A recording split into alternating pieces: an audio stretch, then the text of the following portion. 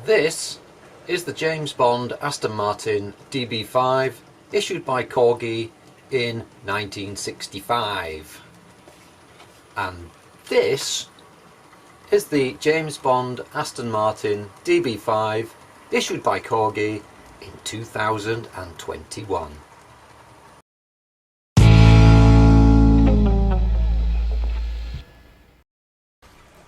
Hello, I'm Laura's and welcome to my rather overcrowded and untidy shed. And today I'm going to do an unboxing and a comparison featuring the new 2021 Corgi Toys issue number 261 James Bond DB5. And I'm going to be comparing that with its 1960s counterpart. So just received this model yesterday and I'm quite excited to get the box open and see if it measures up. Let's have a look.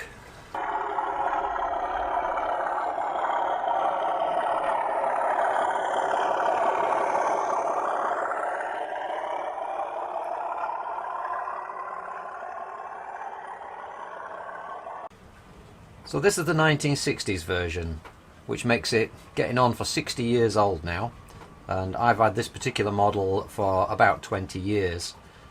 It was quite an expensive toy at the time, at nearly 10 shillings, but it was quite innovative in that in the spirit of James Bond it was packed full of gadgets. So you got the outer box, you got the inner plinth, which was good for display, you got the model itself, and inside the base you got the top secret instructions inside an envelope, and of course the famous lapel badge. And you actually got a spare bad guy as well, in case you lost the one that was flicked out of the ejector seat.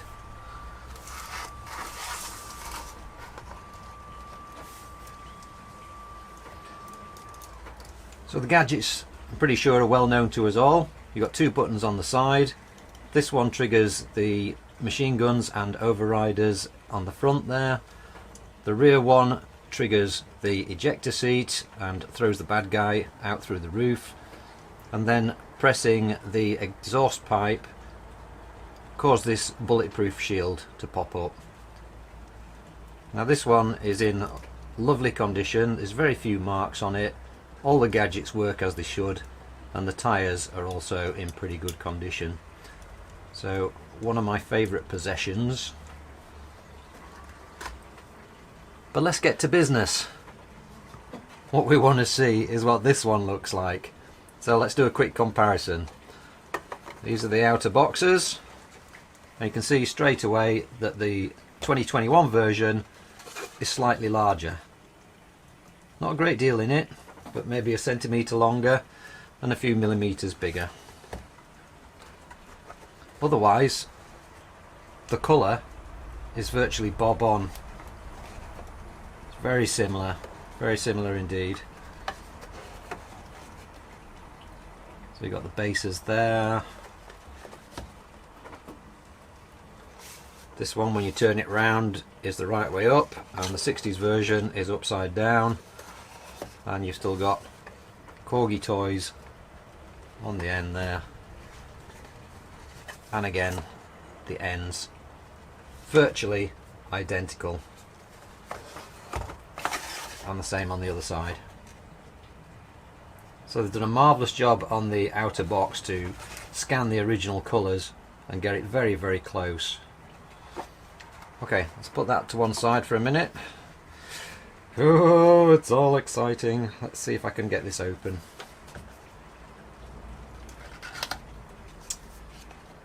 Dun dun dun. Okay, got a little packing piece there. So it's still got the plinth, another packing piece. Let's pop those to one side. Oh, look at that. I tell you what, I am really impressed. That is beautiful. I've seen a couple of renderings of this car on the Corgi website and I wasn't impressed. I thought it looked a bit plasticky, a bit toy-like. Okay, it's a toy, but you know what I mean. It looked a bit poor. But this is marvellous, absolutely marvellous. Right, so we've got the display plinth, so presumably inside there, yes, as it says there, top secret documents are inside.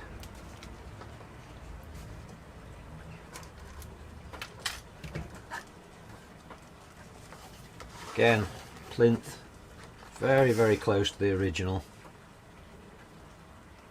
They've done a really good job of recreating this classic model. Okay, the car doesn't want to come off the plinth, so it's obviously attached somehow. I can't quite see how that's attached at the moment. Let's see if we can dig out the top secret documents.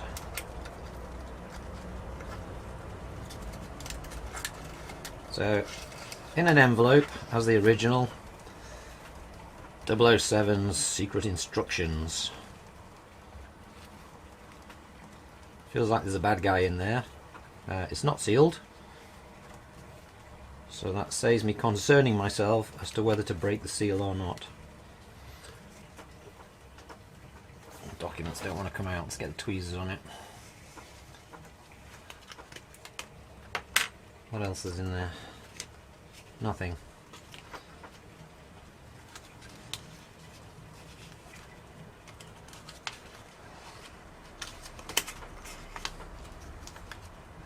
Ha!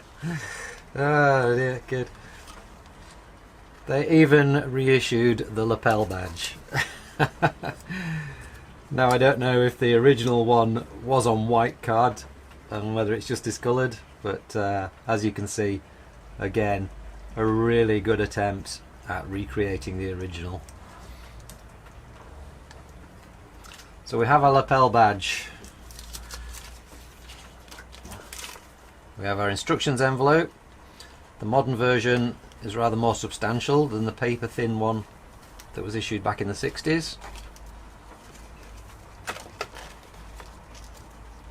There's our spare bad guy. At least I assume it's a spare. I can't actually see if there is one in the car at the moment. Perhaps if I put my glasses on. Okay, now it doesn't look like there's a bad guy inside the car, so we have one. We don't want to lose that one. There's our secret instructions, and it looks like it works in just the same way. The overriders, machine guns, the bulletproof shield and the ejector seat. What I have noticed already is that this one has changing number plates. You can just rotate the number plates around. Okay, you can do it once, 2, 3.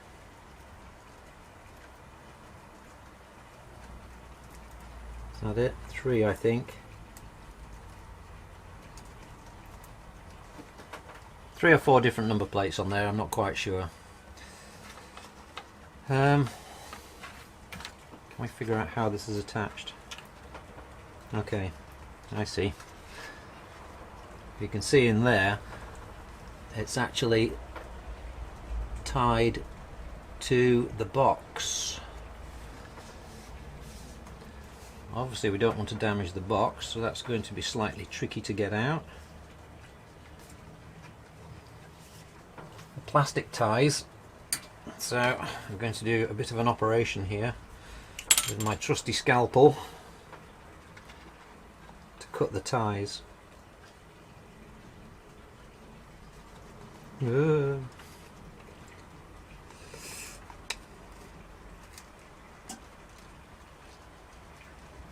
no harm, Laura's, do no harm. Is that gone?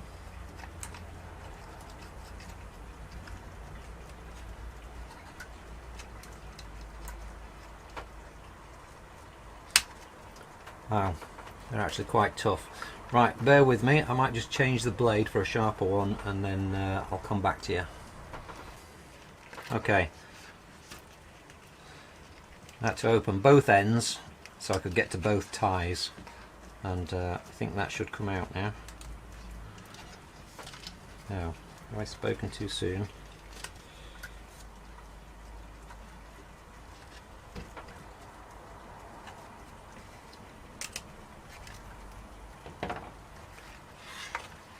Yeah, they are both cut. Okay. Let's just tease these plastic ties out of there. Nice one, Corgi. Certainly kept it secure and gave me a bit of a heart attack trying to get it out.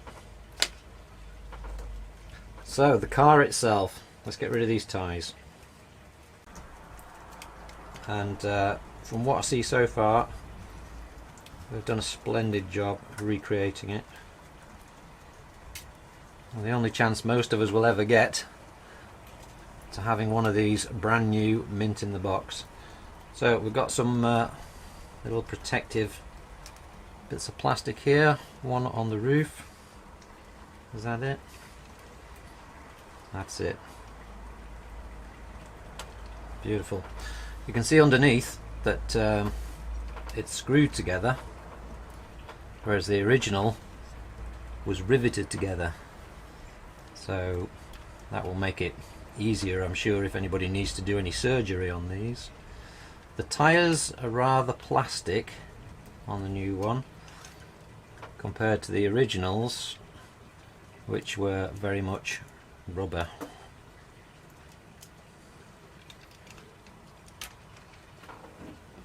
So again, you can see straight away that the new car is slightly larger. It's certainly taller than the original.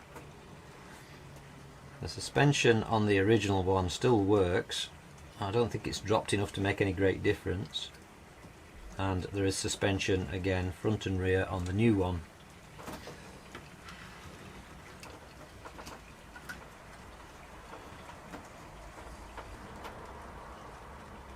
Okay, I'm happy.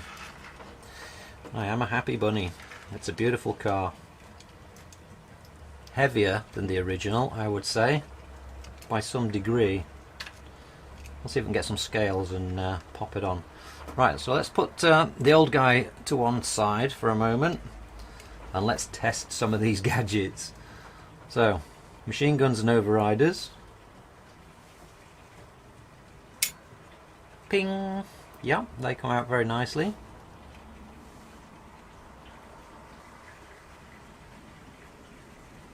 Wow, that's a strong spring. Okay, they will pop back in by manipulating the switch. At the back, I'll press the exhaust or tailpipe in and the bulletproof screen should pop up, which it does beautifully. Isn't that shiny? Very shiny.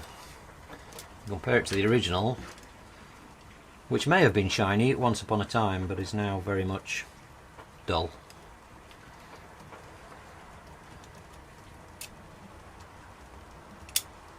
Pop that back in. And then of course we've got the ejector seat. Works beautifully. Pop our little bad guy in there. Close it up. It's not too bad actually. I think on the original one it was quite a snug fit with the sunroof there. Not much of a gap. There is rather more of a gap on this one, especially to the front there, as you can see. But I think we can forgive it. I think we can forgive them that. And the dog's barking. Okay, I'm back. I had to go and collect another parcel as the dog was barking away there in the background. So, let's test the ejector seat. Make sure the bad guy is sitting squarely in his seat. Hit the button and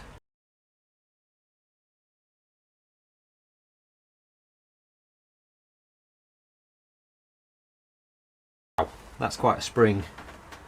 I can see now where they used to give you a spare bad guy. That's gone into the depths of my shed somewhere and I better go and retrieve it.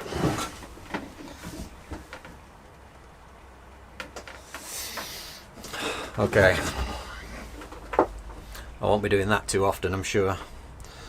Now that I'm happy that he works, you can go back on his seat and he can live in there.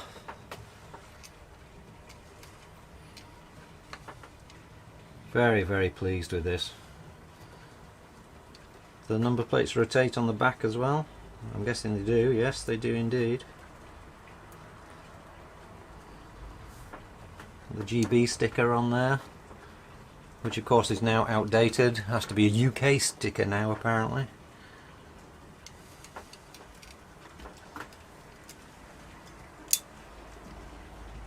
Much more detail than the original. I don't know if you can see very well on this, but if you look at the lights there, the original one, it was it just played at it. It was very very dull, not detailed at all.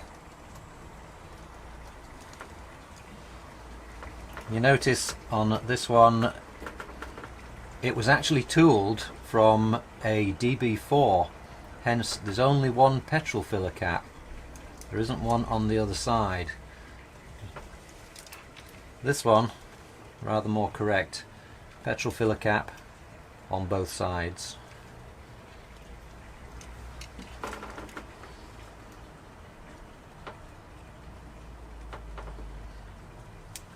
The air vent on the side is very much more pronounced on the new one.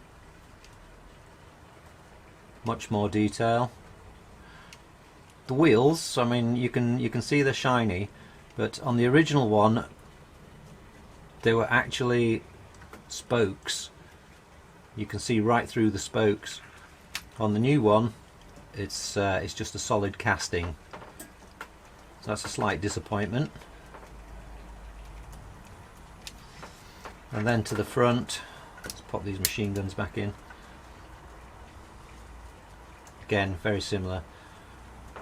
Shiny chrome work. The number plates, which were missing on the original model.